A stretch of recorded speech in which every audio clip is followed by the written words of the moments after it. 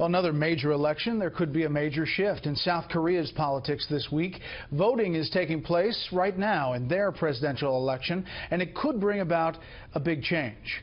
What is not changing is the North's continued insistence that the U.S. is behind a plot to overthrow leader Kim Jong-un. Correspondent Edson has the latest from the State Department tonight. 4 American citizens are now imprisoned in North Korea. This weekend, the regime announced it arrested Kim Hak-song, the second academic detained in the past 2 weeks working with the Pyongyang University of Science and Technology, or PUST.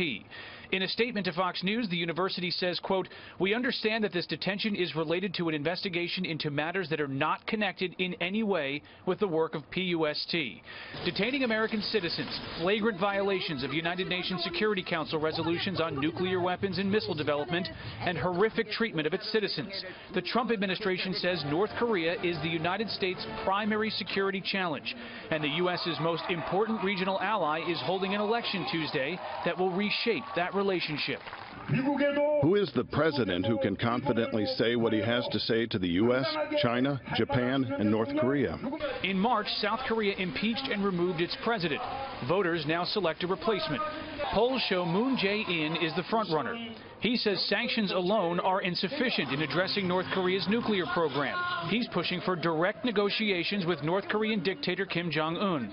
There will be new tensions in the U.S.-ROK alliance relationship that have not been there under conservative governments over the course of the past 8 or 9 years. His more conservative opponents, like Ahn Chol-soo, a former physician and software entrepreneur, claim Moon is soft on North Korea. He and other conservatives also support a controversial missile defense system the United States has installed in South Korea. Moon has criticized the decision to allow the system's deployment and, in a recent book, wrote South Korea should learn to, quote, say no to the Americans. It's going to be harder to reverse that decision based on the fact that it's already there. I think that's part of the reason why, in fact, the deployment was accelerated. There are also considerations beyond the North Korean threat between the United States and South Korea. President Trump has called the 2012 free trade agreement between the two countries horrible and has threatened to either terminate or renegotiate it. It would be up to the next South Korean administration to take up that task. Brent? Edson live at the State Department.